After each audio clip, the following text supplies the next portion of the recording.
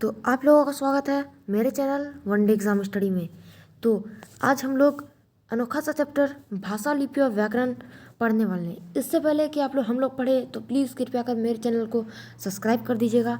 तो हम लोग आज पढ़ने वाले हैं भाषा, लिपि और व्याकरण के बारे में, जिसको इंग्लिश में लैंग्वेज, स्क्रिप्ट, ग्रामर कहा जाता है। तो चलिए हम लोग स्टार्ट करते हैं अपना चैप्टर। तो सबसे पहले हम लोग पढ़ेंगे भाषा के बारे में। भाषा भावों और विचारों के आदान प्रदान का माध्यम है। भाषा किस चीज़ का माध्यम है? भावों और विचारों के आदान प्रदान का माध्यम है। भाषा से हम लोग अपने मन के अंदर जो भाव और विचार रहता है, जैसे कि मेरा उंगली कटी है और हम लोग बताते नहीं, मतलब बहुत बार ऐसा होता है कि हम लोग की छोटी छोटी बात हो जाती है या कहीं लड़ाई हो जाती है स्कूल वगैरह में, तो हम लोग किसी को बताते नहीं, घर आ जाते हैं। और तो उस तरह के भावों, मतलब ज़रूरी नहीं है कि उसी तरह के, मतलब आपके मन में जो भी विचार, भाव, उन सब के आदान प्रदान का माध्यम है भाषा। हम लोग लिख कर, बोल कर, किसी भी प्रकार से भाषा को हम लोग प्रकट कर सकते हैं।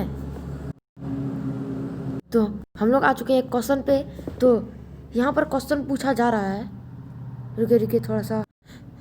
तो ये सिंपल सा क्वेश्चन है, भाषा डैश का आदान प्रदान का माध्यम क्या है? भाषा का आदान प्रदान का माध्यम क्या है? हम लोग भाषा का आदान प्रदान किसके माध्यम के द्वारा करते हैं? भावों और समानों के माध्यम से, भावों और विचारों के माध्यम से, समानों और विचारों के माध्यम से, या संकेत और सामान के माध्यम से? इसका आंसर आप लोग कमेंट में ज़रूर बताइएगा। तो इसका आंसर देखिए, सबसे पहली बात, हम लोग भावों और समान के माध्यम से करते नहीं हैं।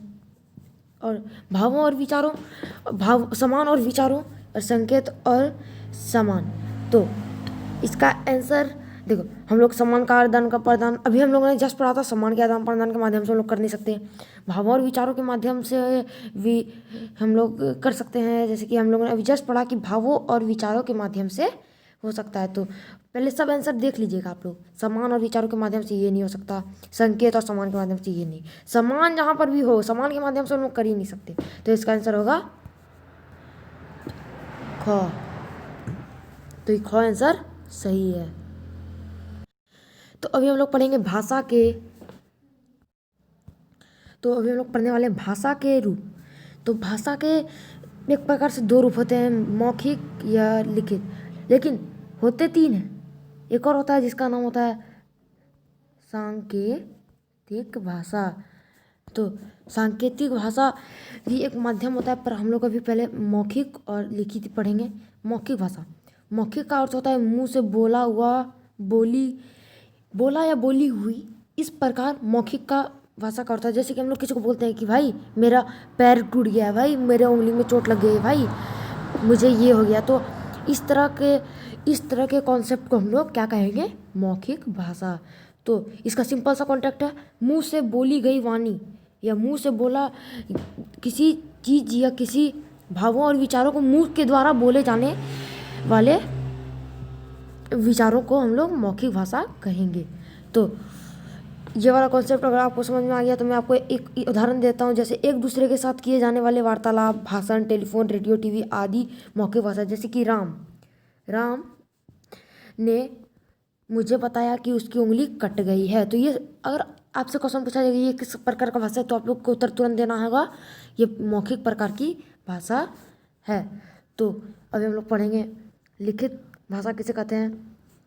तो लिखित भाषा, जैसे कि हम लोग कुछ लिख कर बताते हैं, जैसे कि हम दादाजी न्यूज़पेपर पढ़ते हैं, ठीक, दादाजी न्यूज़पेपर पढ़ते हैं, या फिर हम लोग किसी को पत्र लिखते हैं, तो उस प्रकार की भाषा को हम लोग लिखित भाषा कह सकते हैं। जैसे कि इस प्रकार लिखित भाषा का अर्थ हुआ, ठीक, लिखी हुई भाषा। जैसे कि हम लोग लिखते हैं कि जैसे मैंने अपने दोस्त को पत्र लिखा और कहा कि आजकल का ज़माना अच्छा नहीं चल रहा और आजकल बहुत ही ज़्यादा प्रॉब्लम खड़ा हो रही है, मेरी दिल्ली में बहुत सारा पोल्यूशन जमा हो गया है, तो उसके कारण सांस लेना भी मुश्किल हो गया है। तो किसी प्रकार से हम लोग अपनी लिखित पत्र में लिखित भाषा को अगर हम लोग कुछ समझाएंगे तो उसे लिखित भाषा कहेंगे। तो ये वाला अगर आपको कॉन्सेप्ट समझ में आ गया तो कमेंट में यो लिखना मत भूलना ब्रो। तो ये मेरा पहला पार्ट था। दूसरा पार्ट में और नई नई चीज़ सीखने वाले हैं। तो हम लोग मिलते हैं नेक्स्ट वीडियो में। तो प्लीज़ कृपया कर मेरे चैनल को सब्सक्राइब करना बिल्कुल मत भूलना। तो हम लोग सेकंड पार्ट में और नए नए भाषा के बारे में जानकारी पाएंगे। तो अगर आपको ये वीडियो अच्छी लगी होगी तो प्लीज़ से प्लीज़ मेरे चैनल को सब्सक्राइब करना। और मैं एक बहुत ही अच्छी वीडियो लाऊंगा जिसमें ओनली ऑन क्वेश्चन होगी और आप लोगों को वो क्वेश्चन को अच्छे से सॉल्व करना है। आप जब मैं पढ़ा लूँगा सब भाषा तो आपको अच्छे से सॉल्व करना पड़ेगा। मैं क्वेश्चन पेपर लाऊंगा, 3 या 4 पेज का PDF है। मैं उसका लिंक तो नहीं दे सकता, पर मैं इतना ज़रूर बता सकता कि वो बहुत मज़ा आएगा, आप लोगों को बनाने में बहुत मज़ा आएगा। मैं उसका आंसर आपको अच्छा से समझा दूंगा। तो मिलते हैं अगले वीडियो में। जरूर से मेरे चैनल को सब्सक्राइब कर देना।